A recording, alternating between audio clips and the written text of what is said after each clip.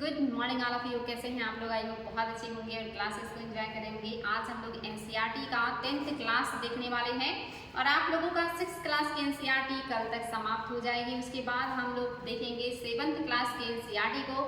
उम्मीद है आप लोगों को क्लासेस अच्छी लग रही होंगी, उसको ध्यान से देखिएगा तो आप लोगों को बहुत सारे नई बातें भी जानने को मिलेंगी।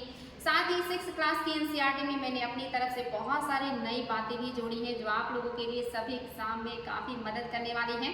तो आज की क्लास भी आप लोगों की बेहद शानदार है, ध्यान से देखिएगा और रिविजन भी करते रहिएगा। आंसर राइटिंग जरूर कीजिए और नोट्स भी बनाते रहिएगा। तो चलिए शुरुआत करते हैं आज की क्लास की।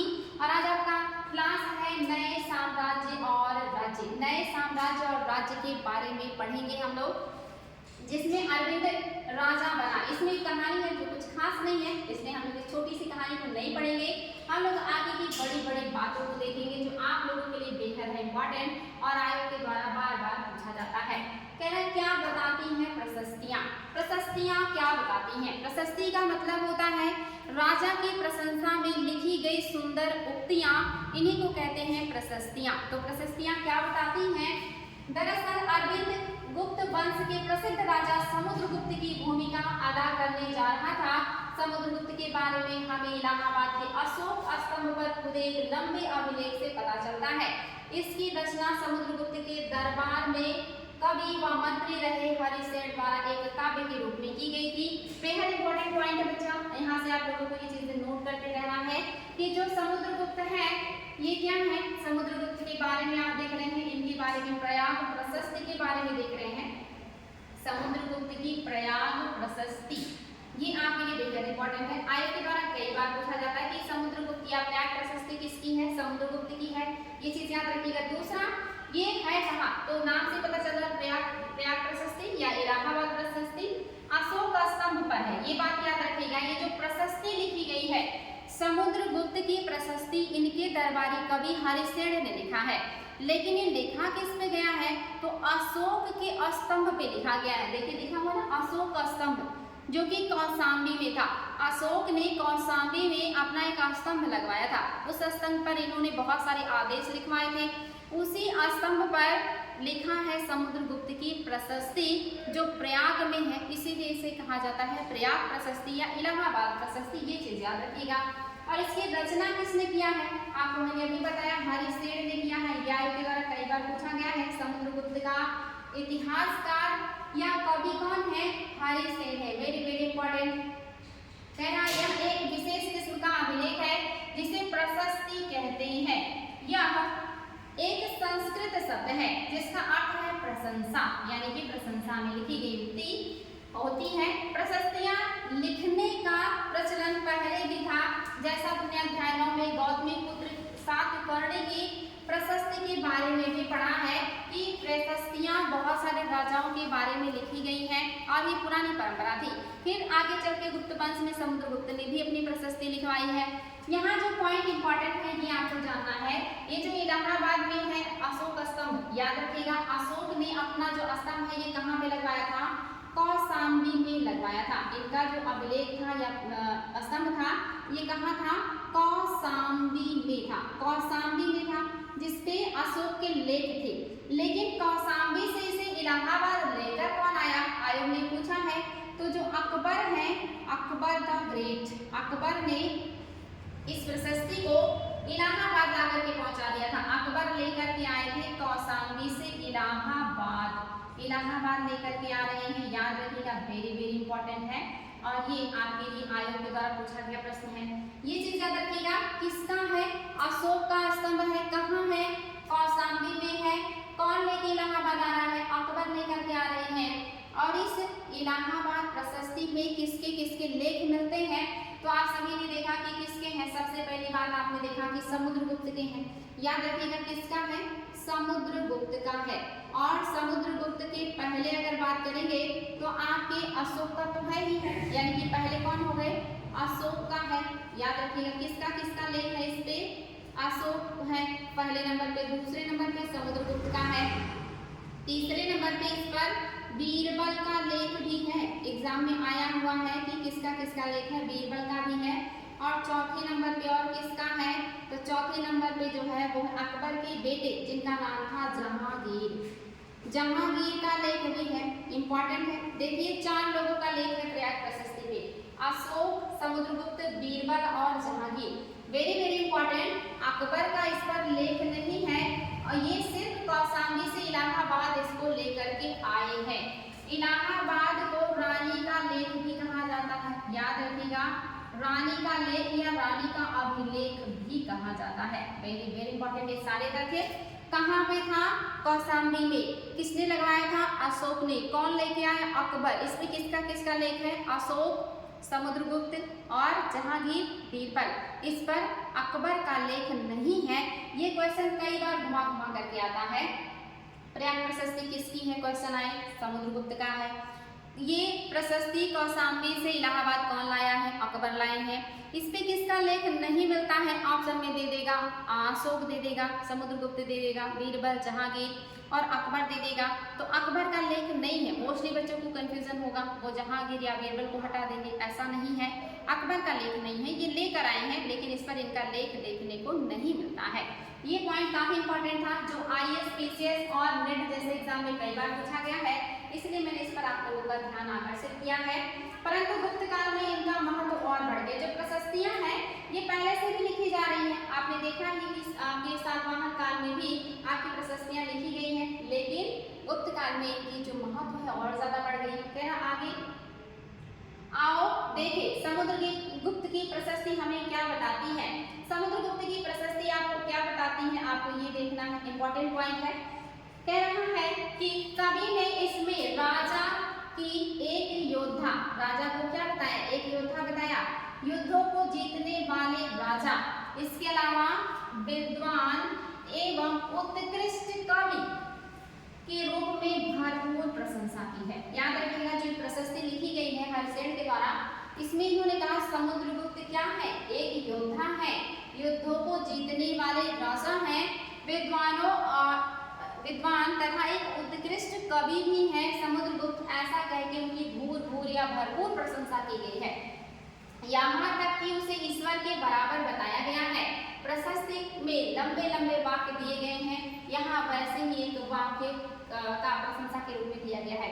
याद रखिएगा इनको कवि भी कह रहे हैं, यानी कि जो आपके समुद्रगुप्त हैं इनको कवि भी, इनको कविराज कहा जाता था। ये क्वेश्चन आया है कि कविराज की उपाधि किसने धारण किया था? कविराज की उपाधि किसने धारण की है?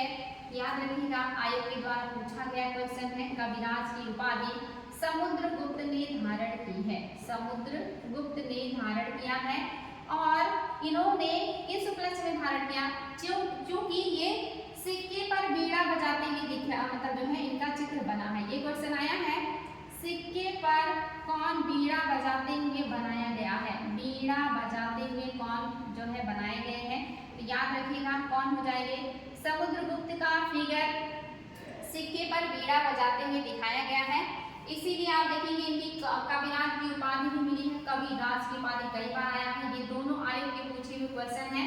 हालांकि बीड़ा बजाने का शौक आपके औरंगजेब को भी है, तो बीड़ा सबसे प्राचीन वाद्य यंत्र भी है जिसको बजाने का शौक समुद्रगुप्त को भी है, और इसीलिए इन्होंने उपाधि भी धारण की है कविराज की।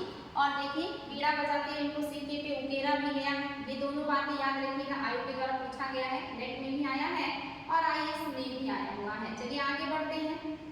यहाँ पे दे रहा समुद्रगुप्त का एक योद्धा के रूप में प्रशस्ति दिया हुआ है, युक्ति दिया हुआ है। क्या कह रहा है? जिनका शरीर युद्ध मैदान में कुठारों, कुल्हाड़ियों, तीरों, भालों, बरछों, तलवारों, लोहे की गदाओं, नुकीले तीरों तथा अन्य सैकड़ों हथियारों से लगे घाव के दाग से भरे होने के कारण अत्यंत सुंदर दिखता है। समुद्रगुप्त का इस तरह से वर्णन किया गया है, बढ़ा चढ़ा के देखिए वर्णन किया गया है। जितने हथियार होते हैं उन सब से उनके शरीर पे घाव हैं, दाग हैं, जो कि उन्होंने बहुत सारे युद्ध लड़े हैं। इसलिए देखिए इनको नेपोलियन की उपाधि भी दी जाती है। भारत का नेपोलियन किसे कहा जाता है? आयोग में क्वेश्चन कई बार पूछा है। तो भारत का नेपोलियन आप सभी को पता है कि समुद्रगुप्त को कहा जाता है। समुद्रगुप्त को नेपोलियन किसने कहा है भारत का? ये क्वेश्चन भी आया है। तो पहला क्वेश्चन, भारत का नेपोलियन किसे कहा जाता है? वेरी वेरी इंपॉर्टेंट, आयोग के द्वारा कई बार पूछा गया है। भारत का नेपोलियन किसे कहा जाता है? भारत का नेपोलियन समुद्रगुप्त को कहा जाता है, आपको ये पता होगा। इतना ही नहीं, इनको भारत का नेपोलियन किसने संबोधित किया है तो ये भी याद रखिएगा, B.A. स्मिथ महोदय ने, B.A. स्मिथ महोदय ने इनको भारत का नेपोलियन कहा। ये क्वेश्चन भी आया हुआ है, ये 2 क्वेश्चन आए थे पूछे हुए हैं।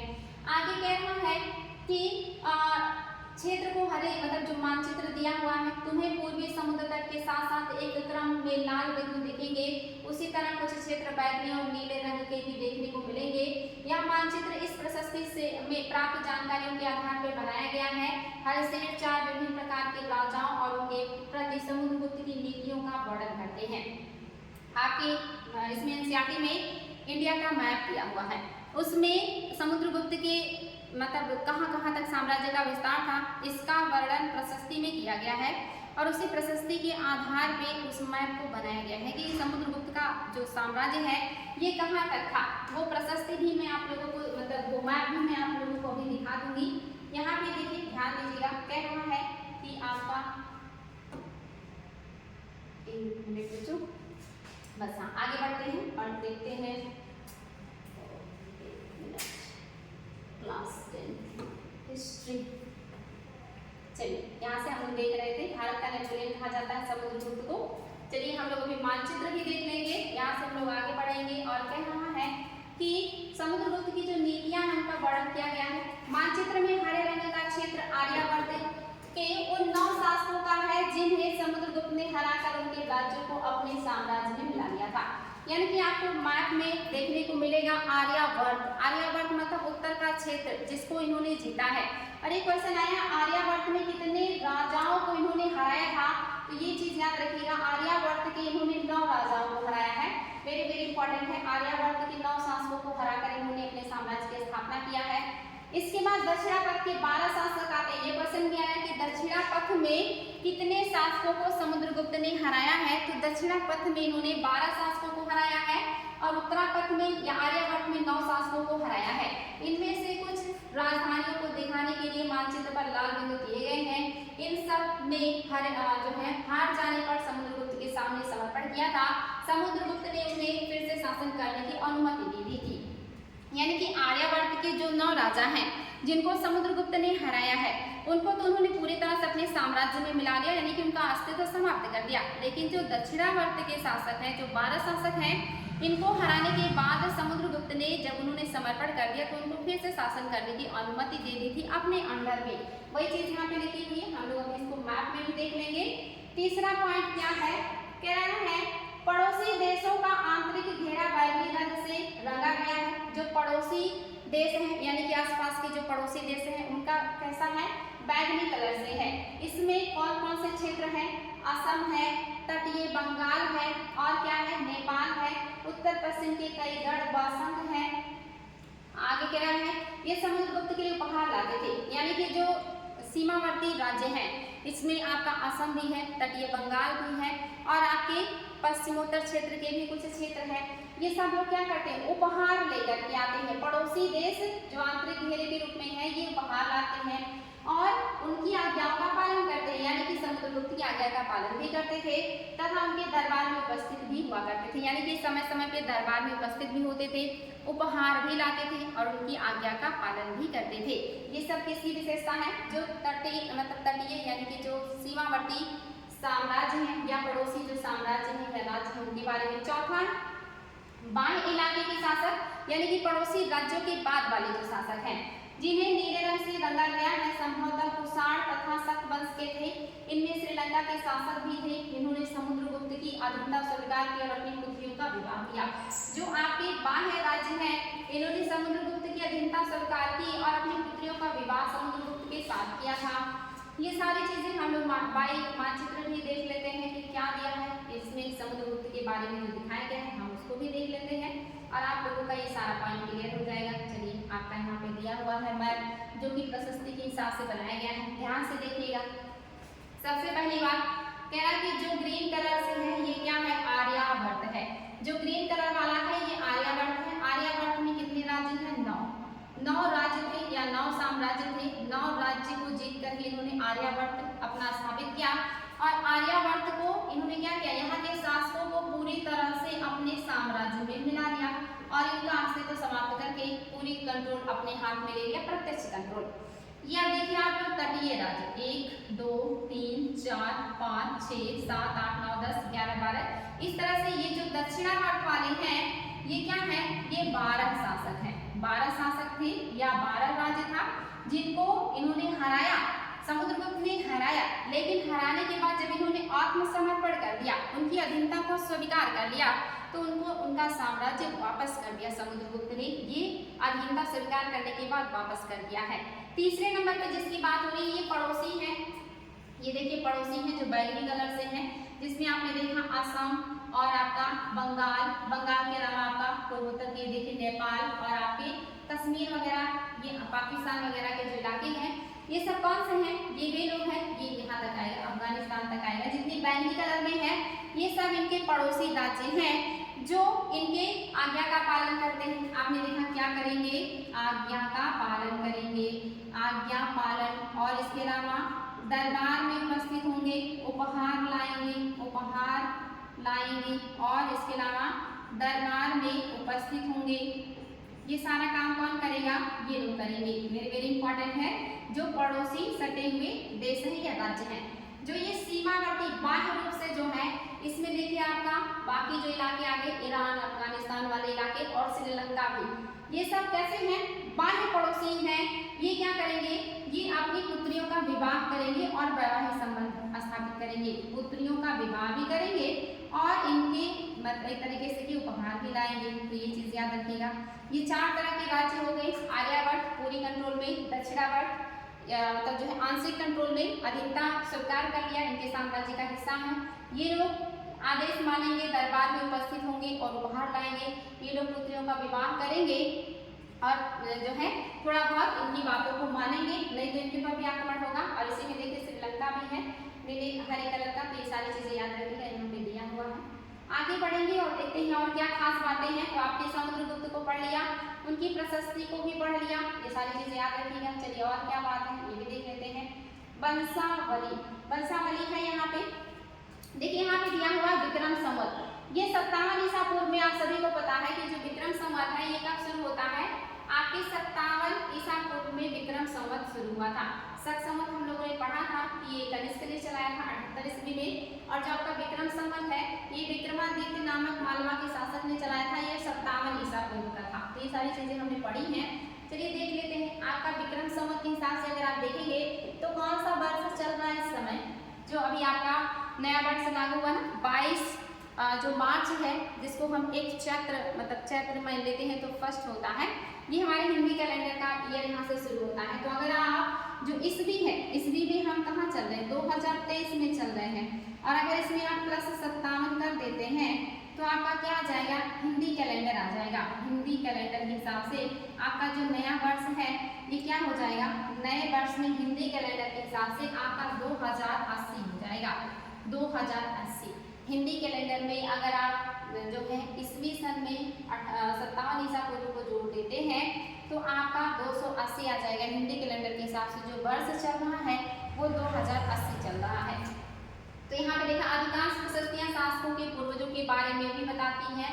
यह प्रशस्ति भी समुद्रगुप्त के प्रपितामह, पितामह यानी कि परदादा, दादा, पिता और माता के बारे में बताती है। जो प्रशस्तियां हैं ये कई कई पीढ़ियों के बारे में भी बताती है। जैसे यहाँ पे समुद्रगुप्त के पिता के बारे में भी पता चल रहा है, पिताजी के पिता यानी कि दादाजी के बारे में भी पता चल रहा है, दादाजी के दादा मतलब पिताजी यानी कि परदादा के बारे में भी पता चल रहा है, और परदादा के दादा पिताजी यानी कि प्रपितामह के बारे में भी पता चल रहा है। तो याद रखिएगा, समुद्रगुप्त के पिता, उनके पिता समुद्रगुप्त के दादाजी, इनके पिता समुद्रगुप्त के परदादा, इनके पिता प्रपितामह यानी कि समुद्रगुप्त की। ये पीढ़ियां यहाँ पे देखिए, लगभग समुद्रगुप्त को ले लेंगे तो 1 2 3 4 5 पीढ़ियों के बारे में इस प्रशस्ति में बताया गया है। तो ये भी याद रखिएगा कि दादाजी के पिताजी को परदादा कहते हैं, परदादा जी के पिताजी को प्रपितामह कहते हैं, परदादा को पितामह भी कहते हैं। ये सारी चीजें याद रखिए। आगे कह रहा है उनकी माँ कुमार देवी। ये क्वेश्चन आया, समुद्रगुप्त की माता का क्या नाम था, कुमार देवी था। जो कुमार देवी है ये किसकी पत्नी है, ये है चंद्रगुप्त की पत्नी। चंद्रगुप्त जो प्रथम है उनकी पत्नी का नाम है कुमार देवी, उन्हीं का बेटा है समुद्रगुप्त। आयोग के द्वारा पूछा गया है जो किस गढ़ की थी, तो ये लिच्छवी गढ़ की है, लिच्छवी गढ़ की कन्या थी। आगे कह रहा है और पिता चंद्रगुप्त गुप्त वंश के पहले शासक थे जिन्होंने, ये देखिए नेट में कई बार पूछा गया है, गुप्त वंश के किस शासक ने पहली बार महाराजाधिराज की उपाधि धारण की है? तो गुप्त वंश के पहले शासक हैं आपके चंद्रगुप्त फर्स्ट, जिन्होंने महाराजाधिराज की उपाधि धारण की है। यानी कि ये चंद्रगुप्त जो फर्स्ट है ये वास्तविक संस्थापक है, क्योंकि इन्होंने महाराजाधिराज की उपाधि धारण की है। ये क्वेश्चन आया हुआ है। आगे कह रहा है ऐसी बड़ी उपाधि इन्होंने धारण की, समुद्रगुप्त ने भी यह उपाधि धारण की, यानी कि महाराजाधिराज की उपाधि चंद्रगुप्त ने भी धारण की है और इनके पुत्र समुद्रगुप्त ने भी धारण की है। आगे कह रहा है कि उनके दादा और परदादा का महाराज के रूप में ही उल्लेख है, यानी कि इसके पहले जो दादा हैं और परदादा हैं ये लोग सिर्फ महाराजा लिखते थे, ये महाराजाधिराज नहीं लिखते थे। महाराजा से मतलब हो गया कि ये सामंत जैसे छोटे पद पे थे, ये पूरी तरह से बड़े साम्राज्य की स्थापना नहीं कर पाए थे। इससे यह आभास होता है कि धीरे धीरे इनके वंश का महत्व बढ़ता गया। जाहिर सी बात है, जैसे जैसे महत्व बढ़ेगा वैसे वैसे व्यक्ति शक्तिशाली होगा, प्रभावशाली होगा और बड़ी बड़ी उपाधियां धारण करेगा, अपना जो नाम है वो ज्यादा बड़ा या प्रतापी दिखाने का कोशिश करेगा। आगे देखिए कह रहा है कि इन उपाधियों को महत्व के हिसाब से राजाओं मतलब जो सजाओ महत्व के हिसाब से सजाएंगे तो क्या होगा, राजा, फिर महाराजा, फिर अधिराज, फिर महाराजा हो जाएगा। तो ये चीज याद रखिएगा, आपकी ये आपको क्रम में सजाना है कि कौन पहले आएंगे उसके बाद और उसके बाद क्या हो जाएगा। आगे देखिए समुद्रगुप्त के बारे में हमें उनके बाद के शासकों, जैसे उनके बाद के शासकों के बारे में क्या क्या दिया है। जैसे उनके बेटे चंद्रगुप्त द्वितीय, समुद्रगुप्त के बेटे का क्या नाम है, चंद्रगुप्त सेकंड। समुद्रगुप्त के पिता का क्या नाम है, चंद्रगुप्त फर्स्ट। चंद्रगुप्त जो सेकंड है ये किसके बेटे हैं, समुद्रगुप्त के हैं। कि वंशावली से भी जानकारी मिलती है कि उनके बारे में अभिलेखों तथा सिक्कों से पता चलता है उन्होंने पश्चिम भारत में सैन्य अभियान में अंतिम शासकों को पराजित किया। बाद में ऐसा विश्वास किया जाने लगा कि उनका दरबार विद्वानों से भरा था। इनमें से कुछ के बारे में जानकारी अध्याय 11 में मिलेगा। तो आप देख रहे हैं चंद्रगुप्त सेकंड को, चंद्रगुप्त सेकंड ने, ये याद रखिएगा, शकों को हराया था। ये क्वेश्चन आया है कि किस गुप्त शासक ने शकों को पूरी तरह से पराजित किया था, समाप्त किया था। ये किसने किया, चंद्रगुप्त द्वितीय ने किया। इन्होंने विक्रमादित्य, जब उन्होंने शकों को पराजित किया तो कौन सी उपाधि धारण की थी, विक्रमादित्य की उपाधि धारण की थी। ये क्वेश्चन आया है कि किस उपलक्ष्य में इन्होंने उपाधि धारण किया है, विक्रमादित्य की, शकों को पराजित करने के उपलक्ष्य में, या किस शासक ने विक्रमादित्य की उपाधि धारण की है, तो चंद्रगुप्त सेकंड ने।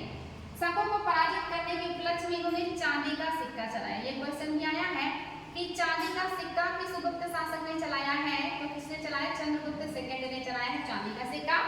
और किस उपलक्ष्य में चलाया है, शकों को पराजित करने के उपलक्ष्य में। ये भी नेट में क्वेश्चन आया है कि इस चांदी के सिक्के पे क्या बना था, तो ये व्याघ्र अंकित है। व्याघ्र मतलब जानते हैं, बाघ। व्याघ्र अंकित सिक्का इन्होंने चांदी का चलाया था, जो कि शकों को पराजित करने के उपलक्ष्य में चलाया और विक्रमादित्य की उपाधि भी धारण की है। ये चीज याद रखिएगा, बहुत इंपॉर्टेंट है। आपके गुप्त वंश का कौन सा शासक है जिसने विक्रमादित्य की उपाधि धारण की है, चंद्रगुप्त सेकंड ने। किस उपलक्ष्य में, शकों को पराजित करने के उपलक्ष्य में। कैसा सिक्का चलाया, किस धातु का चलाया है, चांदी का चलाया है। किसका अंकन है इसमें, व्याघ्र यानी कि बाघ का अंकन है। ये सारी चीजें याद रखिएगा, मोस्ट इंपॉर्टेंट। और इनके दरबार में आगे में विद्वानों से भरा रहता था। इनके दरबार में 9 रत्न रहते थे। ये पहले शासक हैं जिनके दरबार में 9 रत्न हैं। इनके बारे में आप अध्याय सेकंड में भी पढ़ोगे, मतलब 11 में, अध्याय 11 जब हम लोग नेक्स्ट पढ़ेंगे उसमें भी आपको देखने को मिलेगा। लेकिन फिर भी आप जान लीजिए इनके दरबार में एक तो थे जो कवि थे, वो थे कालिदास। कालिदास का आपने नाम सुना होगा, काफी फेमस पर्सनालिटी है। कालिदास इनके दरबार में थे। कालिदास ने 3 नाटक लिखे हैं। एक है आपका अभिज्ञान शाकुंतलम है, इसके अलावा विक्रमोर्वशीयम है और आपका मालविकाग्निमित्रम है। ये तीनों नाटक मोस्ट इंपॉर्टेंट आय के द्वारा बार बार पूछे जाते हैं। अभिज्ञान शाकुंतलम, विक्रमोर्वशीयम और जो है मालविकाग्निमित्रम, ये 3 नाटक किसके हैं, कालिदास के हैं। तो 9 रत्नों के बारे में आप लोगों को पता हो कि 9 रत्न कौन कौन थे इनके दरबार में। तो एक तो बराहमिहिर थे, दूसरे इनके दरबार में जो 9 रत्न है इसमें आपके घटकर पर और भी है कुछ, मैंने यहाँ पे नोट भी किया है। हाँ, यहाँ पे देख लीजिए 9 रत्न कौन कौन है। समुद्रगुप्त 9 रत्न, ये देखिए यहाँ पे मैंने नोट कर दिया था। 9 रत्न आप देख सकते हैं। बराहमिहिर इनके दरबार में थे जो खगोल से जुड़े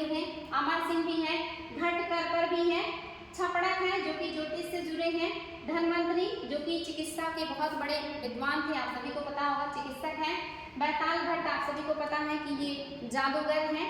शंकु भी हैं और वरुरुचि भी है। वरुरुचि आपके व्याकरण से जुड़े हैं। कालिदास के बारे में मैंने आपको बता दिया। ये 9 रत्न है इनके दरबार में। आयोग के द्वारा कई बार पूछा जाता है कि कौन से हैं जो 9 रत्नों में शामिल थे चंद्रगुप्त सेकंड के, और कौन है जो शामिल नहीं थे। तो आपको पता होना चाहिए, बराहमिहिर, अमर सिंह, घटकर, छपड़क, धन्वंतरी, बैताल भट्ट, शंकु, वरुरुचि और कालिदास। कभी कभी पूछ लेता है कि वरुरुचि का संबंध किससे था, या चंद्रगुप्त सेकंड के दरबार में रहने वाले छपड़क किस क्षेत्र से थे, या घटकर पर है इनका संबंध किससे है, या धन्वंतरी किस क्षेत्र से जुड़े हुए थे। ऐसे क्वेश्चन भी आते रहते हैं, तो ये चीज याद रखिएगा, आपके लिए काफी महत्वपूर्ण है। चलिए आगे देख लेते हैं। आप कालिदास के तीनों नाटक का नाम याद रखिएगा। आयोग ने पूछा हुआ है कि कालिदास का इनमें से कौन सा नाटक है, या इनमें से कौन सा है जो नाटक कालिदास का नहीं है। तो आपको उनके नाटकों का नाम याद होना चाहिए, मोस्ट इंपॉर्टेंट करते हैं। और आप सभी को ये सारी चीजें पता होंगी, और उम्मीद है कि आप लोग इसको बहुत सीरियसली पढ़ रहे होंगे, नोट भी कर रहे होंगे, क्योंकि ये सारी चीजें आप लोगों को जीवन में बहुत मदद करने वाली है। कह रहा है जिस तरह गुप्त वंश के शासकों के बारे में अभिलेखों तथा सिक्कों से पता चलता है, उसी तरह कुछ अन्य शासकों के बारे में उनकी जीवनी से पता चलता है। ऐसे ही एक राजा हर्षवर्धन थे जिन्होंने करीब 1400 साल पहले शासन किया। उनके दरबारी कवि बाणभट्ट ने संस्कृत में उनकी जीवनी हर्षचरित लिखी। याद रखिएगा। आगे है आपकी हर्षवर्धन, और हर्षवर्धन के दरबारी कवि का नाम क्या है, बाणभट्ट है। बाणभट्ट ने उनकी जीवनी लिखी है, और जीवनी का नाम क्या है, हर्षचरित। जब व्यक्ति अपनी जीवनी स्वयं लिखता है तब वो आत्मकथा कहलाता है, लेकिन जब व्यक्ति की बारे में कोई और लिखता है तो वो जीवनी कहलाता है। तो हर्षवर्धन के दरबारी कवि कौन है, ये क्वेश्चन कई बार पूछा जाता है। बाणभट्ट है, और इन्होंने किस भाषा में लिखा है, संस्कृत में लिखा है, और जो लिखा है उसका नाम है हर्षचरित। इसमें हर्षवर्धन की वंशावली देते हुए उनके राजा बनने तक का वर्णन है। चीनी यात्री ह्वेनसांग, जिसको श्वेत सांग भी कहते हैं, ह्वेनसांग, जिसके बारे में तुमने अध्याय 9 में पढ़ा है, काफी समय के लिए हर्ष के दरबार में रहा। उन्होंने वहां जो कुछ देखा उसका विस्तृत विवरण दिया। हमने पढ़ा है कि ह्वेनसांग या श्वेतसांग ने सीयूकी लिखा है, और ये हर्षवर्धन के दरबार में आए थे। आयोग के द्वारा कई बार पूछा गया। हालांकि ह्वेनसांग ने पूरे भारत का भ्रमण किया था, कश्मीर से लेकर के दक्षिण तक ही गए थे। नालंदा में इन्होंने अध्ययन भी किया था। तो ये हर्ष के दरबार में आए हैं, और इन्होंने यहाँ बहुत लंबे समय तक अपना टाइम भी बिताया, और यहाँ के बारे में बहुत विस्तृत विवरण दिया है।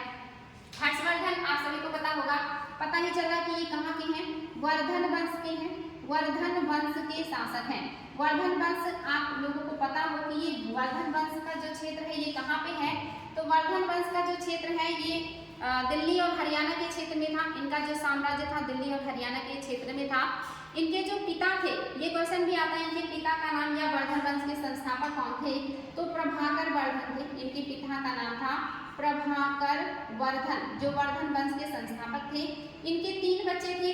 एक थे राज्यवर्धन जो सबसे बड़े बेटे थे। दूसरे जो हैं हर्षवर्धन हैं जो छोटे बेटे हैं। हर्षवर्धन छोटे बेटे हैं जिनके बारे में आप पढ़ रहे हैं। और इनकी एक बहन भी है, यानी कि इन दोनों की एक बहन है जिनका नाम था राज्यश्री। ये भी क्वेश्चन आया है कि इनकी बहन का नाम क्या था, तो राज्यश्री था। याद रखिएगा राज्यश्री, ये आयोग का पूछा हुआ है, तो याद रखिएगा कौन हो जाएंगी, राज्यश्री। इनकी बहन का नाम है राज्यश्री। ये 3 बच्चे हैं। राज्य जो मतलब प्रभाकर वर्धन है जिन्होंने वर्धन वंश की स्थापना की है, और कहाँ किया है, दिल्ली प्लस हरियाणा के क्षेत्र में। दिल्ली प्लस हरियाणा के क्षेत्र में इन्होंने इस वंश की स्थापना किया था। इनकी राजधानी था थानेश्वर। आपने नाम भी सुना होगा, हर्षवर्धन की राजधानी कहाँ था, थानेश्वर था इनकी राजधानी। इनकी छोटी सी फैमिली थी।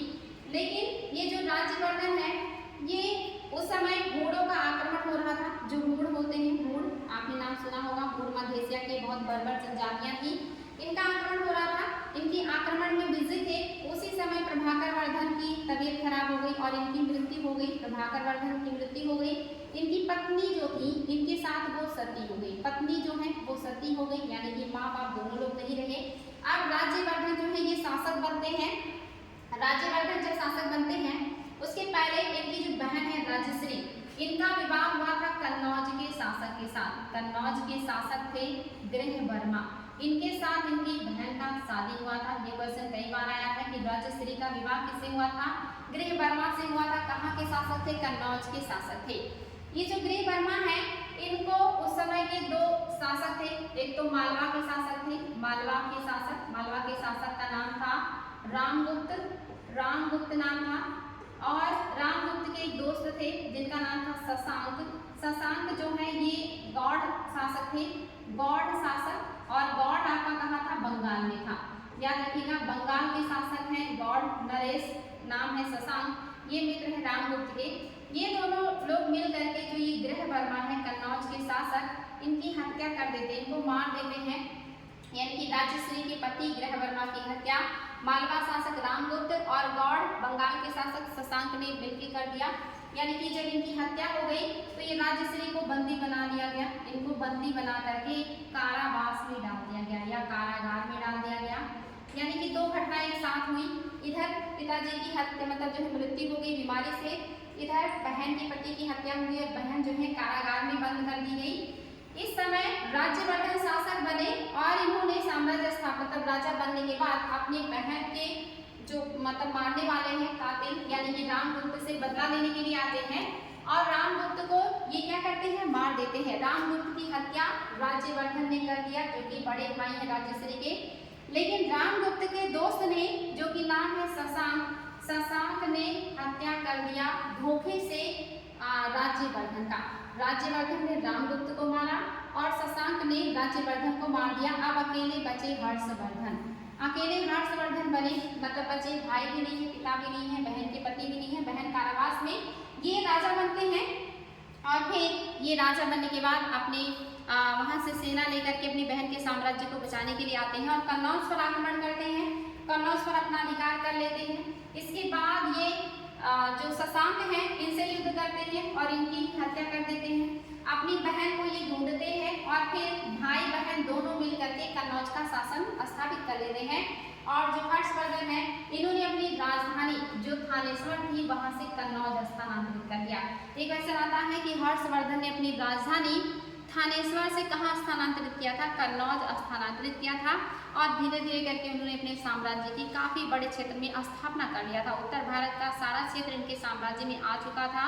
बंगाल, मालवा, उत्तर प्रदेश, हरियाणा, दिल्ली, ये सारे क्षेत्र इनके साम्राज्य में थे।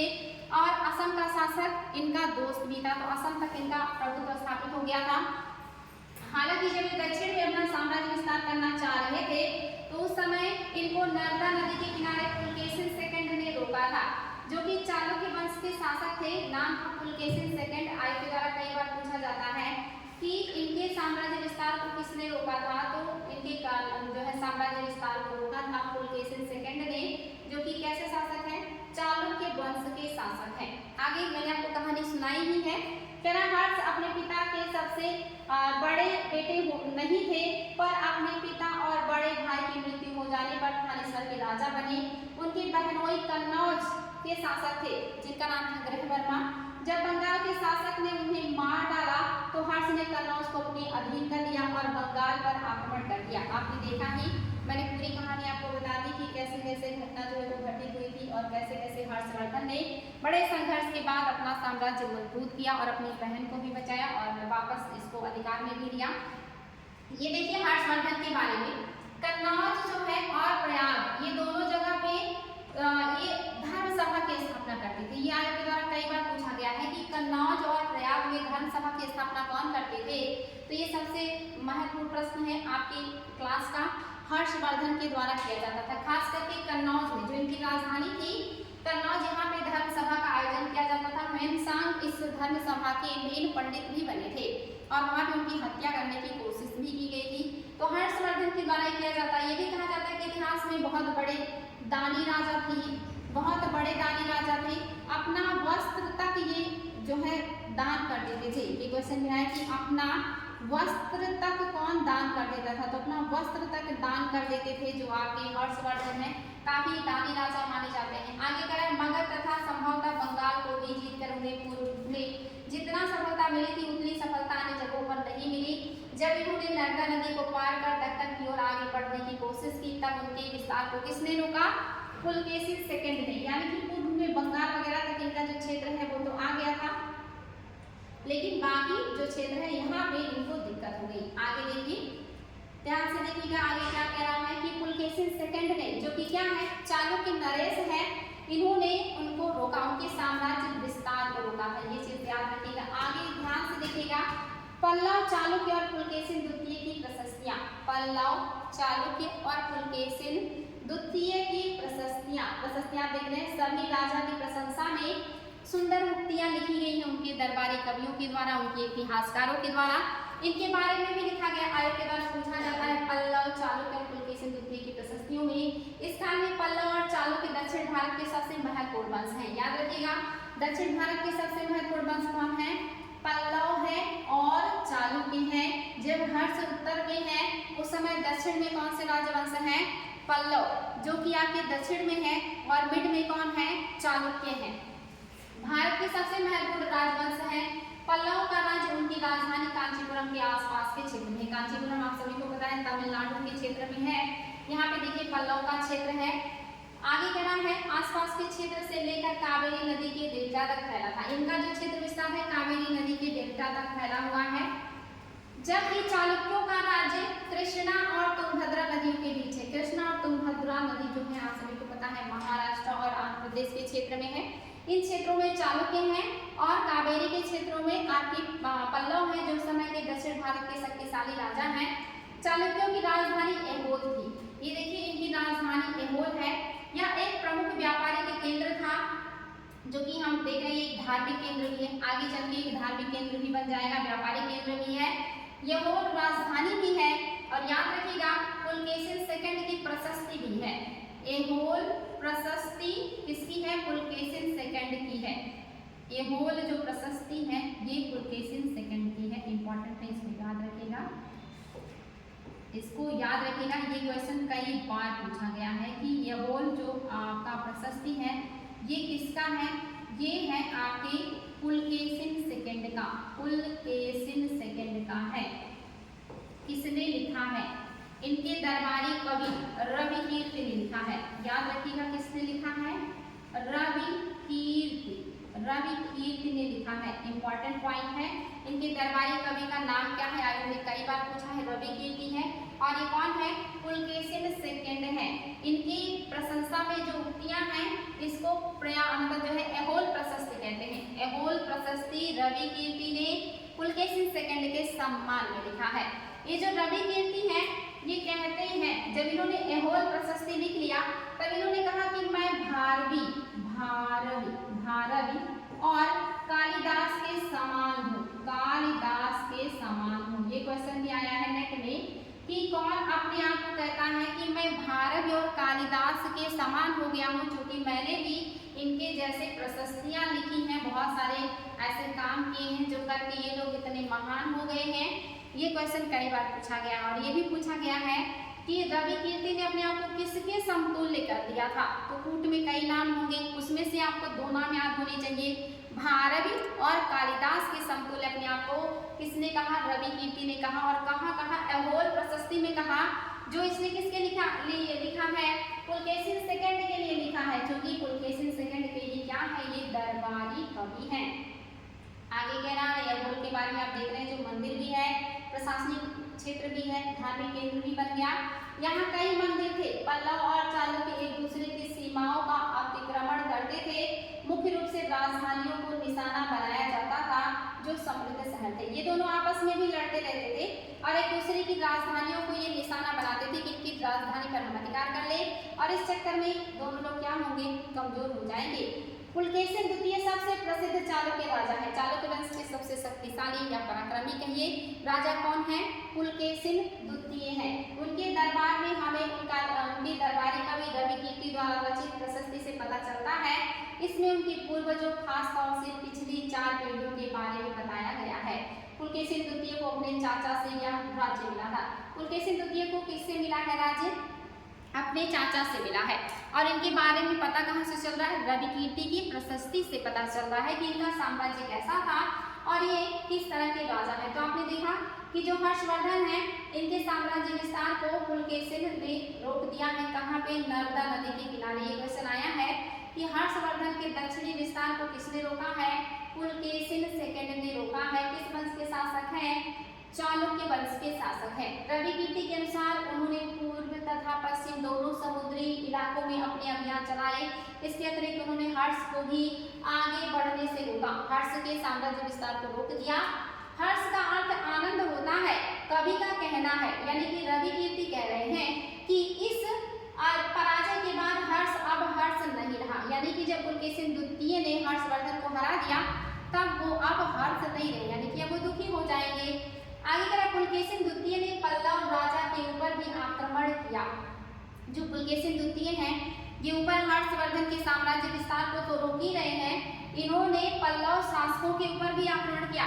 पल्लव राजाओं के ऊपर आक्रमण करने के बाद इन्होंने उनको हराया भी और उनके राजधानी पर आक्रमण भी कर लिया। तो कह रहा है पल्लव राज्य के ऊपर भी आक्रमण किया, जिससे कांचीपुरम की दीवार के पीछे शरण लेनी पड़ी, यानी कि इन्होंने पल्लव को हरा दिया। पल्लव ने अपनी राजधानी कांचीपुरम के पीछे हटना पड़ा, कांचीपुरम तक इनका अधिकार हो गया। लेकिन आगे चल के पल्लव में एक शासक आया जिसका नाम था नरसिंहवर्मन प्रथम। नरसिंहवर्मन प्रथम जब अपने आप को स्थापित किया, काफी शक्तिशाली शासक था। इसने पुलकेशिन सेकंड को हराया। एक क्वेश्चन भी आया है, हर्ष को किसने हराया? पुलकेशिन सेकंड ने। पुलकेशिन सेकंड को किसने हराया? नरसिंहवर्मन प्रथम ने। किस वंश का शासक है? पल्लव वंश का शासक है। और जब उन्होंने हराया, नरसिंहवर्मन ने जब इनको हराया तो कौन सी उपाधि धारण की? वातापी कोंड की उपाधि धारण की। ये क्वेश्चन भी आया हुआ है। पुलकेशिन सेकंड को हराने के उपलक्ष्य में नरसिंहवर्मन फर्स्ट ने कौन सी उपाधि धारण की है? वातापी कोंड की उपाधि धारण की। इन्होंने महाबलीपुरम नगर में बसाया। ये क्वेश्चन भी आता है कि महाबलीपुरम नगर की स्थापना किसने किया है? नरसिंहवर्मन फर्स्ट ने।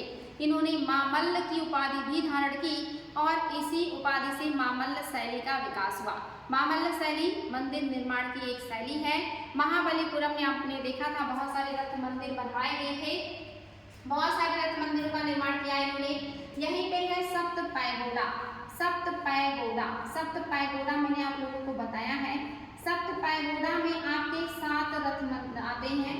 ये रथ मंदिर काफी मतलब अच्छे हैं। एक एक पत्थरों को काट करके एक एक रथ का निर्माण किया गया है। ये मंदिर रथ की संरचना में है और एक पत्थर को काट के एक मंदिर बनाया गया है। 7 रथ यहाँ से मंदिर मिले हैं। 7 रथ मंदिर में जो सबसे बड़ा है ये आपका बहुत इंपॉर्टेंट है, इसको कहा जाता है धर्मराज रथ। धर्मराज रथ सबसे बड़ा जो रथ है इसका क्या नाम है? धर्मराज रथ। धर्मराज रथ ये सबसे बड़ा है। आयोग के द्वारा पूछा जाता है कहाँ से रथ मंदिर मिले हैं, तो ये मिले हैं आपके महाबलीपुरम से मिले हैं आपके रथ मंदिर। इन रथ मंदिरों को क्या कहा जाता है? सप्त पैगोडा कहा जाता है। सप्त पैगोडा में सबसे बड़ा कौन सा रथ मंदिर है? धर्मराज रथ मंदिर सबसे बड़ा है। इसके अलावा नकुल रथ, सहदेव रथ, भीम रथ, अर्जुन रथ और द्रौपदी रथ भी है। वल्लय कुट्टे रथ भी है और गणेश का रथ भी है। तो इन 7 में सबसे छोटा, ये तो हो गया सबसे बड़ा जो कि आयोग ने पूछा है। सबसे बड़ा जो रथ मंदिर है वो है धर्मराज का, और सबसे छोटा पूछेगा तो द्रौपदी। द्रौपदी का जो रथ है, रथ मंदिर है, ये क्या है? सबसे छोटा है। आयोग का सब पूछा हुआ है, याद रखिएगा। सबसे छोटा द्रौपदी का है और सबसे बड़ा धर्मराज का है। 7 रथ मंदिरों में कौन सा शामिल नहीं है? सप्त पैगोडा में किसे शामिल नहीं किया गया है? सप्त पैगोडा में द्रौपदी रथ को शामिल नहीं किया गया। जो सबसे छोटा रथ है द्रौपदी रथ, ये सप्त पैगोडा में शामिल नहीं है, उसमें धर्मराज का है। इसके अलावा नकुल रथ है, नकुल। इसके अलावा आप देखेंगे सहदेव है, सहदेव। और इसके अलावा भीम है, भीम। और आपका अर्जुन, अर्जुन हो गया। देखिए आपके 4 हो गए, एक 5 हो गया धर्मराज, और 6 जो है ये गणेश है, गणेश। और इसके अलावा आप देखेंगे गणेश के अलावा जो 7वां है ये है वल्लय कुट्टे। वल्लय कुट्टे याद रखिएगा। ये आपके 7 पैगोडा, ये सप्त पैगोडा में शामिल है। नकुल, सहदेव, भीम, अर्जुन, गणेश, वल्लय कुट्टे, धर्मराज, ये सप्त पैगोडा रथ है जो कि आप सभी को पता चल चुका है। आगे कह रहा है कि पर चालुक्यों की विजय अल्पकालिक थी क्योंकि लड़ाई दोनों वंशों के बीच हुई और दोनों वंश दुर्बल हो गए। पल्लव और चालुक्यों को अंततः राष्ट्रकूटों तथा चोल वंश ने समाप्त कर दिया। जो ये चालुक्य हैं इनको कौन समाप्त करेगा? चालुक्यों को आगे चल के राष्ट्रकूट समाप्त कर देंगे और राष्ट्रकूट आ जाएंगे। पल्लवों को कौन समाप्त कर देंगे? चोल, यानी कि पल्लवों को समाप्त करके आएंगे चोल और चालुक्यों को समाप्त करके कौन आएंगे? राष्ट्रकूट। नए नए राजवंश की स्थापना हो जाएगी। आगे कहना है इसके बारे में तुम कक्षा 7 में पढ़ोगे। ये जो आ गए हैं ये मध्यकालीन भारत में आएंगे, आपके राष्ट्रकूट और चोल ये मध्यकालीन भारत में आ जाएंगे, इसलिए हम लोग इसको क्लास 7 में पढ़ेंगे, जहां हम मध्यकालीन भारत के इतिहास को पढ़ेंगे। वहां पे आपके पल्लव को कौन समाप्त करेंगे? चोल, और चालुक्यों को कौन समाप्त करेंगे? राष्ट्रकूटा। आगे बढ़ते हैं और देखते हैं और क्या खास बात है जो आपको जानना है। इन राज्यों का प्रशासन कैसे चलता था? ये जो राज्य है इनका प्रशासन कैसे चलता था? पहले के राजाओं की तरह इन राजाओं के लिए भूमि कर सबसे महत्वपूर्ण बना रहा। भूमि कर ही इनके आय का मेन स्रोत था। प्रशासन की प्राथमिक इकाई गांव होती थी, लेकिन धीरे धीरे कई नए बदलाव आए। राजाओं ने आर्थिक, सामाजिक, राजनीतिक या अन्य सैन्य शक्ति रखने वाले लोगों का समर्थन जुटाने के लिए कई कदम उठाए। उदाहरण के तौर पर कौन कौन से कदम इन्होंने उठाए हैं अपने राजनीतिक, सामाजिक और सैनिक स्थिति को मजबूत करने के लिए? तो राजाओं ने कुछ कदम उठाए हैं, कुछ खास बातें देख लीजिए। जैसे पहला क्या उठाया इन्होंने? कुछ महत्वपूर्ण प्रशासनिक पद आनुवंशिक बन गए, यानी कि अब कुछ जो महत्वपूर्ण प्रशासनिक पद हैं इनको आनुवंशिक बना दिया गया, यानी कि वंश परंपरा के साथ इसका आगे बढ़ते रहेंगे। बेटे, पिता के बाद बेटा, बेटे के बाद उनका बेटा राजा बनेगा। आगे कह रहा है बेटे अपने पिता के पद पाते थे, जैसा कि कवि हरिसेन अपने पिता की तरह महादंड नायक यानी कि मुख्य न्यायाधीश था। मुख्य न्याय अधिकारी महादंड नायक का पद हरिसेन को अपने पिता से विरासत में मिला था। कभी कभी एक ही व्यक्ति कई पदों पर कार्य करता था, जैसे कि हरिसेन एक महादंड नायक होने के साथ साथ और क्या है? महादंड नायक होने के साथ साथ कुमारा मात्य है, अर्थात महत्वपूर्ण मंत्री। हरिसेन महादंड नायक तो है ही, यानी कि न्याय भी कर रहे हैं, इसके अलावा महत्वपूर्ण मंत्री का पद भी मिला है, जिसे कुमारा मात्य कहा गया। इसके अलावा संधि विग्राहक, यानी कि युद्ध और शांति के विषय पर भी ये मंत्री हैं। इनको 3-3 पद मिले हैं, न्याय का पद, मंत्री का पद और आप देखिए संधि विग्राहक, यानी कि शांति के विषय, युद्ध और शांति के विषय पर विदेश मंत्री जैसा काम भी ये कर रहे हैं। तो इनको 1 से अधिक पद मिले हुए हैं हरिसेन को। संभवतः वहां के स्थानीय प्रशासन में प्रमुख व्यक्तियों का बहुत बोलबाला था। इसमें नगर श्रेष्ठी यानी कि मुख्य बैंकर, आज भी जो मुख्य बैंकर होते हैं यानी कि जिनके पास पैसे बहुत होते हैं उनका प्रशासन में हस्तक्षेप होता है। शहर के व्यापारियों का भी हस्तक्षेप होता है। टाटा, बिरला, अंबानी, रिलायंस जैसे जो मालिक हैं उनका कहीं ना कहीं राजनीति और अन्य क्षेत्रों पे दबदबा आज भी है। साठवाह यानी कि व्यापारियों के काफिले का नेता, जिसको साठवाह कहा जाता था, इसका भी जो है कहीं ना कहीं प्रभाव है। इसके अलावा प्रथम कुलिक अर्थात मुख्य शिल्पकार, इनका भी इस पर प्रभुत्व है या कहीं ना कहीं एक तरीके से कहिए वर्चस्व है। तथा कायस्थों यानी कि लिपिकों के प्रधान जैसे लोग होते थे। ये क्वेश्चन याद रखिएगा, बहुत इंपॉर्टेंट पॉइंट है कि जो आपका प्रशासन है इस पे स्थानीय लोगों का भी बोलबाला है, जिसमें बैंकर है, बैंक जो रखते हैं उसका बड़ा मालिक, व्यापारियों में जो ज्यादा पैसे वाला है, साठवां जो व्यापारियों के काफिले का नेता है, और कुलिक जिसको मुख्य शिल्पकार कहा जाता है। इसके अलावा कायस्थ जो लिखने का काम करते हैं, इन सभी का कहीं ना कहीं प्रशासन में हस्तक्षेप है। इन सभी का प्रशासन में आप देखेंगे असर देखने को मिलता है। कि देखिए पॉइंट है, क्वेश्चन कई बार आता है कि कायस्थ शब्द का उल्लेख पहली बार कहाँ मिलता है? तो कायस्थ शब्द का जो उल्लेख है पहली बार याज्ञवल्क्य स्मृति में मिलता है। याज्ञवल्क्य कई बार पूछा गया है, याद रखिएगा। याज्ञवल्क्य स्मृति में पहली बार कायस्थ शब्द का उल्लेख मिला है। कायस्थ शब्द का उल्लेख, ये बात याद रखिएगा, कायस्थ शब्द का उल्लेख कहाँ मिला है? कायस्थ शब्द का पहली बार उल्लेख याज्ञवल्क्य स्मृति में मिला है। लेकिन ये आए कि कायस्थ का जाति के रूप में उल्लेख कहाँ पहली बार मिला? तो कायस्थ का जाति के रूप में उल्लेख ओसनम स्मृति में मिलता है। ओसनम स्मृति में जाति के रूप में उल्लेख मिला। वेरी वेरी इंपॉर्टेंट, ये सारे तथ्य आप लोगों के नोट में होने चाहिए और ये सारी चीजें आप लोगों को बिल्कुल बिल्कुल लर्न होनी चाहिए कि कायस्थ शब्द का उल्लेख पहली बार कहाँ मिलता है? याज्ञवल्क्य स्मृति में मिलता है। लेकिन कायस्थों की जाति के रूप में पहली बार उल्लेख कहाँ मिलता है? ओसनम स्मृति में मिलता है।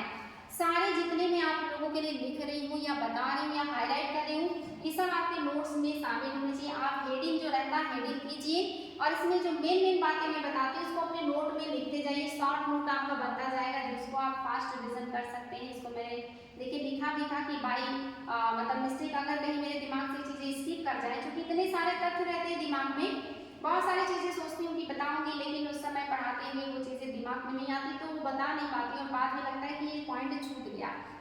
आगे देखिए, इस तरह की नीतियां कुछ हद तक प्रभावशाली होती थी, पर समय के साथ साथ इससे कुछ व्यक्ति इतने अधिक शक्तिशाली हो जाते थे कि वे अपना स्वतंत्र राज्य स्थापित कर लेते थे।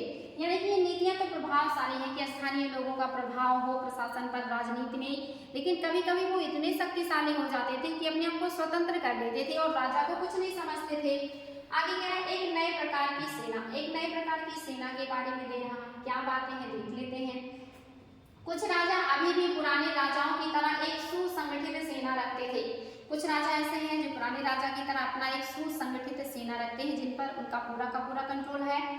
आगे कह रहा है जिसमें क्या क्या होती थी, हाथी, मेन हम लोग हाथी को बहुत वरीयता देते थे, रथ, घुड़सवार और पैदल सिपाही होते थे। पर इसके साथ साथ कुछ सेना नायक भी होते थे जो आवश्यकता पड़ने पर राजा को सैनिक सहायता दिया करते थे। इन सेना नायकों को कोई नियमित वेतन नहीं दिया जाता था, बदले में इनमें से कुछ को भूमि दान दिया जाता था। यानी कि कुछ सेना नायक होते थे जो समय आने पर राजा की मदद करते थे सेना दे करके। ऐसे लोगों को कोई नियमित वेतन नहीं दिया जाता था, बल्कि उनको लैंड यानी कि जमीन दे दी जाती थी और कह दिया जाता था वहां से जो भी भू राजस्व होगा उसे प्राप्त करके आप अपनी सेना का खर्च और अपने प्रशासन का खर्च निकालिए, जरूरत पड़ने में आप राजा की मदद करेंगे। तो ये चीज याद रखिएगा। ये लोग कौन है, ये सेना नायक कहलाते हैं। आगे कह रहा है दी गई भूमि से कर वसूलते थे जिससे वे सेना तथा घोड़ों की देखभाल करते थे, साथ ही वे इससे युद्ध के हथियार जुटाते थे। इस तरह के व्यक्ति सामंत कहलाते थे। ये याद रखिएगा। सामंतों का उद्भव कहाँ से हुआ या सामंती प्रथा का उद्भव कहाँ से हुआ, तो यहीं से हुआ जब राजा ने सेना प्राप्त करने के लिए कुछ लोगों को भूमि अनुदान देना शुरू कर दिया और उस भूमि का मालिक बना दिया। यानी कि वहां से जो भी राजस्व होगा अपने पास रखिए, सेना जुटाइए, घोड़े जुटाइए, हथियार जुटाइए और जरूरत पड़ने पे हमारी मदद कीजिए। ये लोग जब राजा कमजोर होते थे तो अपने आप को स्वतंत्र शासक की तरह व्यवहार कर लेते थे और यही सेना नायकों से सामंती प्रथा का विकास हो गया। वही देखिए कह रहा है कि ऐसे व्यक्ति सामंत कहलाते थे। जहां कहीं भी शासक दुर्बल होते थे ये सामंत स्वतंत्र होने की कोशिश करते थे। दक्षिण के राज्यों में सभाएं, ये देखिए क्वेश्चन आया हुआ है। दक्षिण के राज्यों में सभाओं के बारे में खास बातें क्या है जो आपको नोट करनी है, हेडिंग करके उसमें नोट कर सकते हैं। पल्लव के अभिलेखों में कई स्थानीय सभाओं की चर्चा है। इनमें से एक था ब्राह्मण भूस्वामियों का संगठन। ब्राह्मण भूस्वामियों के संगठन को क्या कहते थे, ये चीज याद रखिएगा। किसको कहते थे, सभा। ब्राह्मण भूस्वामियों के संगठन को सभा कहते थे। ये क्वेश्चन आया हुआ है। सभा क्या है, ब्राह्मण भूस्वामियों का संगठन है। सभाएं उप समितियों के जरिए सिंचाई का काम भी देखती थी, खेती बाड़ी का काम भी देखती थी। इसके अलावा सड़क बनाना और आपके स्थानीय मंदिरों की देखभाल करना, ये सारी चीजें सभाएं किया करती थी। इनके अंदर में इतने सारे काम आते हैं। कह रहा है जिन इलाकों में भूस्वामी ब्राह्मण नहीं थे वहां पे उर नामक ग्राम सभा के रूप में होता था। वहां पे उर नामक ग्राम सभा होती थी जो साधारण लोगों से बनी होती थी। आगे कह रहा है नगरम, याद रखिएगा नगरम भी होती है संस्था और ये संगठन किसकी है, व्यापारियों के संगठन का नाम था। नगरम क्या है, व्यापारियों के संगठन का नाम है। सभा क्या है, ब्राह्मणों का संगठन है। और क्या है, साधारण गांव के लोगों का संगठन है या साधारण गांव का संगठन है। ये तीनों आयु के द्वारा पूछे गए हैं, कूट में भी और इंडिविजुअल भी। आगे देखिए संभवतः इन सभाओं पर धनी तथा शक्तिशाली भूस्वामियों और व्यापारियों का नियंत्रण था। निश्चित ही किसी भी चीज पे नियंत्रण किसका रहता है, जो पैसे में, पावर में शक्तिशाली होते हैं। और ये प्राचीन काल ही नहीं, आज भी है, मध्यकाल में भी था, आधुनिक में भी था। यानी कि हमेशा से पैसे वाले और पावर वाले लोगों का ही हर जगह पे वर्चस्व रहता है, चाहे वो प्रशासन हो, चाहे वो राजनीति हो, चाहे वो अर्थव्यवस्था हो, हर जगह ऐसे लोगों का ही वर्चस्व रहा है और आज भी रहता है या देखने को मिलता है। आगे देखिए उस जमाने में आम लोग, ये तो थे आपके व्यापारी और आपके सभा, ब्राह्मण, राजा, सामंत, इन सब के बारे में देखा। आम लोगों के बारे में भी देख लेते हैं। कह रहा है जनसाधारण के जीवन की थोड़ी बहुत झलक हमें नाटकों तथा कुछ अन्य स्रोतों से मिलती है। चलो इनके कुछ उदाहरण देखते हैं। आम जनजीवन के बारे में पहले भी लोग कम लिखते थे, आज भी आम जनजीवन के बारे में कौन जाता है।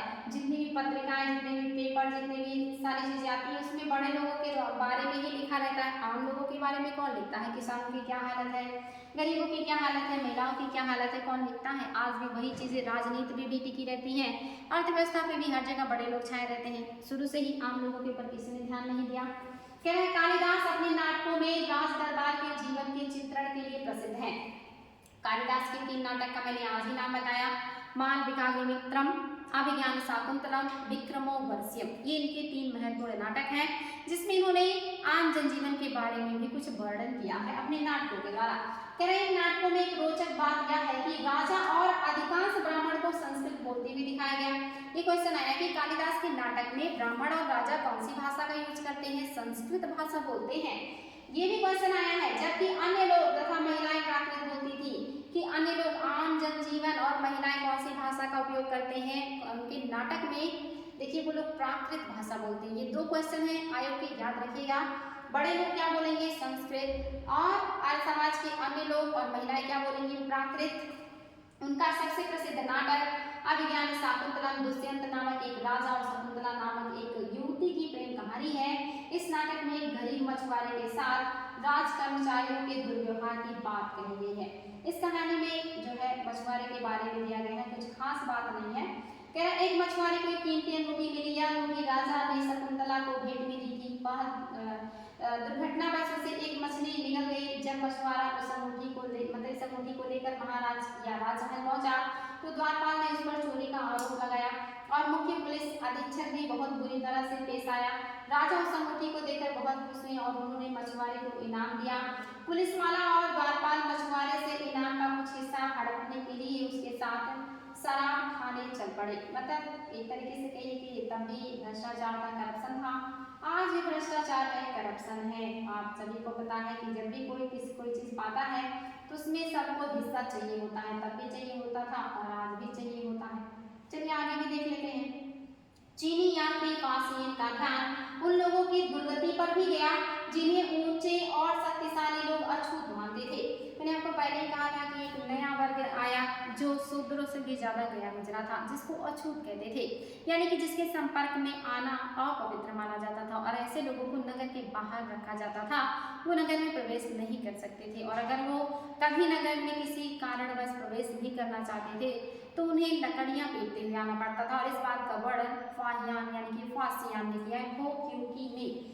तो ये कह रहा है कि इन्हें शहरों के बाहर रहना पड़ता था। वे लिखते हैं अगर इन लोगों को शहर या बाजार के भीतर आना होता था तो सभी को आगाह करने के लिए वे लकड़ी के एक टुकड़े पर चोट करते थे या आवाज सुनकर लोग सतर्क होकर अपने को छू जाने से या किसी भी प्रकार के संपर्क से बचाते थे। देखिए क्या दुर्गति, इंसानों से इंसान इस तरह का व्यवहार कर रहा है। एक जगह बाणभट्ट द्वारा अभियान पर निकली राजा की सेना का बड़ा सजीव चित्रण किया। एक जगह देखिए ये लिखा हुआ है, राजा की सेना का सजीव चित्रण बाणभट्ट ने दिया है। क्या लिखा है? राजा बड़ी मात्रा में साजो सामान लेकर यात्रा करते थे। उनमें हाथियों के अतिरिक्त रोजमर्रा के उपयोग में आने वाली चीजें होती थी, बर्तन, असबाब, इसमें सोने के पायदान यानी कि जिसमें शराब पिया जाता है, खाने पीने का सामान, मकड़ी, हिरण, खरगोश, सब्जी, मसाले आदि विभिन्न प्रकार की चीजें शामिल होती थी। ये सारी चीजें ठेले गाड़ियों पर या ऊँटों तथा हाथियों जैसे सामान ढोने वाले जानवरों के पीठ पर लाद कर ले जाई जाती थी। इस विशाल सेना के साथ साथ संगीतकार भी होते थे जो नगाड़ा बजाते थे, बिगुल बजाने वाले, तुरही बजाने वाले भी चलते थे। रास्ते में पड़ने वाले गांव वालों को उनका सत्कार करना पड़ता था। वे दही, गुड़ और फूलों का उपहार लाते थे तथा जानवरों को चारा भी देते थे। वे राजा से भी मिलना चाहते थे ताकि अपनी शिकायत या कोई अनुरोध उनके सामने रख सके, पर ये सेनाएं अपने पीछे विनाश और विध्वंस के निशान छोड़ जाती थी। अक्सर गांव वालों की झोपड़ियां हाथी कुचल डालते थे और व्यापारियों के काफिले में जूते बैल इन हलचल से भरे माहौल से डरकर भाग खड़े होते थे। ये लिखा है किसने? पूरी दुनिया धूल की गर्त में डूब जाती थी। यानी कि जब राजा निकलते थे अपने साजो सामान के साथ तो वो जहाँ से गुजरते थे वहां से विध्वंस ही विध्वंस करते जाते थे और पूरा का पूरा दुनिया धूल में डूब जाता था। वो तो अपने दिखावे में ही रहते थे, लेकिन आम लोगों के साथ समस्या होती है। आज में देखिए बड़े बड़े लोग अपने गाड़ी की काफिले से निकलते हैं और उनके लिए रोड जाम कर दिए जाते हैं। आम लोग त्रस्त रहते हैं, लेकिन राजा यानी कि बड़े लोगों को तो अपने दिखावे से फुर्सत नहीं। ये दिखावा पहले भी था, आज भी है और आगे भी रहेगा, क्योंकि लोगों की सोच ही दिखावे की है। आगे देखिए अन्यत्र क्या हो रहा था जब हमारे यहाँ ये सारी घटनाएं हो रही हैं, हर्षवर्धन से लेके आपने चालुक्य पल्लव सबके बारे में पढ़ा कि क्या उत्तर में हो रहा है, क्या दक्षिण में हो रहा है, क्या राजनीतिक स्थिति, क्या धार्मिक स्थिति है, क्या सामाजिक स्थिति, आम जनजीवन के बारे में उस समय दुनिया में क्या हो रहा था, इसको भी देख लेते हैं। अरब ढूंढो, मरुस्थल होते हुए भी सदियों से अरब यातायात का एक बड़ा केंद्र था। दरअसल अरब व्यापारी तथा नाविकों ने भारत और यूरोप के बीच समुद्री व्यापार बढ़ाने में एक महत्वपूर्ण भूमिका निभाई थी। यानी कि भारत के जो सामान होते थे वो अरेबियन कंट्रीज के जो व्यापारी होते थे वो यूरोपीय कंट्री लेके जाते थे, वे मीडिएटर थे। ये हमसे सामान सस्ते में खरीदते थे, यूरोप में ले जाके महंगे में बेचते थे और अच्छा खासा मुनाफा कमाते थे। हम सामान लेके कम यूरोप जाते थे, हम इन्हीं को अपने सामान को बेच देते थे, हमें इनसे मुनाफा मिल जाता था, इन्हें हमसे और यूरोपियों से दोनों से मुनाफा मिल जाता था। वही कह रहा है कि ये नाविक जो है भारत और यूरोप के बीच समुद्री व्यापार बढ़ाने की महत्वपूर्ण भूमिका निभाते थे। अरब में रहने वाले अन्य लोगों में बेदुइन थे, जो घुमक्कड़ कबीले होते थे, ये मुख्य रूप से ऊंटों पर आश्रित होते थे, क्योंकि यह एक ऐसा मजबूत जानवर है जो मरुस्थल में भी स्वस्थ रह सकता है। लगभग 1400 साल पहले पैगंबर मोहम्मद ने अरब में इस्लाम नामक एक नए धर्म की शुरुआत की। आज से लगभग 1400 वर्ष की बात कर रहा है, यानी कि लगभग 500 समथिंग ईस्वी में आपको पता है कि इन्होंने इस्लाम धर्म की स्थापना किया है। आगे कह रहा है ईसाई धर्म की तरह इस्लाम ने भी अल्लाह को सर्वोपरि माना, उनके बाद सभी को समान माना गया। यहाँ इस्लाम धर्म के पवित्र ग्रंथ कुरान का एक अंश दिया हुआ है। यहाँ पे दिया हुआ है कि कुरान का एक अंश कि अल्लाह किसको अच्छा मानेंगे, किसको दुआएं देंगे, किसको आशीर्वाद देंगे, जो अच्छा काम करेगा अच्छे से रहेगा। आगे देखिए हर्ष की सेना अगले हफ्ते तुम्हारे गाँव वाले, मतलब ये तो खास बात नहीं है, यहाँ को सही गलत बताना है। कह रहा हरिसेन ने गौतमी पुत्र श्री सातकर्णी की प्रशंसा में प्रशस्ति लिखी नहीं, हरिसेन ने समुद्रगुप्त की प्रयाग प्रशस्ति लिखी है, पहला गलत। आर्यवर्त के शासक समुद्रगुप्त के लिए भेंट लाते थे, नहीं, आर्यवर्त पे तो समुद्रगुप्त ने पूरी तरह से अधिकार कर लिया था। भेंट इनके पड़ोसी राज्य लेके आते थे जो बैंगनी कलर में थे, जो इनसे सटे हुए पड़ोसी देश थे वो इनके लिए उपहार लाया करते थे। आगे क्या कह रहा है दक्षिणापथ में 12 शासक थे, सही है। दक्षिणापथ में 12 शासक थे जिनको समुद्रगुप्त ने हराया और उन्होंने अधीनता स्वीकार कर ली, तो इनको उनका राज्य वापस कर दिया। गुप्त शासकों के नियंत्रण में 2 महत्वपूर्ण केंद्र थे, तक्षशिला और मदुरै। गुप्त के साम्राज्य में तक्षशिला और उज्जैन था, मदुरै नहीं है, मदुरै बहुत दक्षिण में है। ऐहोल पल्लव की राजधानी थी, नहीं, ऐहोल चालुक्यों की राजधानी थी। रविकीर्ति ने ऐहोल प्रशस्ति लिखी है, आपने पढ़ा है। दक्षिण भारत में स्थानीय सभाएं सदियों तक काम करती रही, ये सही बात है कि स्थानीय सभाएं जो हैं वो सदियों तक काम करती रही। तो ये सारे आज के आपके क्वेश्चन हैं जो आपने बहुत आसानी से सॉल्व कर लिए होंगे, मुझे पूरा उम्मीद है, क्योंकि मैंने आप लोगों को बहुत सारी बातें बताई हैं जो आप लोगों के लिए मोस्ट इंपॉर्टेंट है। तो क्लास को पूरा देखना है, बार बार रिविजन भी करना है, नोट भी करना है और आंसर राइटिंग जरूर करना है। आपके सामने क्वेश्चन है और नोट्स भी बनाते रहना है। आप लोग कमेंट बॉक्स में आंसर राइटिंग करके उत्तर देते हैं तो बहुत अच्छा लगता है कि आप लोग भी मेहनत कर रहे हैं। आपके सामने प्रश्न है, आप इसका शॉर्ट स्क्रीन लेकर के और उत्तर शानदार तरीके से लिख सकते हैं, अपने ज्ञान को बढ़ा सकते हैं, अपनी स्थिति मजबूत कर सकते हैं। कोई कमेंट्स या किसी तरह का डिमांड, कोई सुझाव, किसी तरह की परेशानी हो, बेझिझक कमेंट बॉक्स में लिखिएगा। आपका दिल से स्वागत है, आपके कमेंट्स का, आपके विचारों का, और खूब अच्छे से मेहनत कीजिए और अगर अच्छा लगे तो लाइक और शेयर भी कर दीजिएगा। आज के लिए इतना ही, मिलते हैं नेक्स्ट न्यू चैप्टर के साथ। Thank you so much.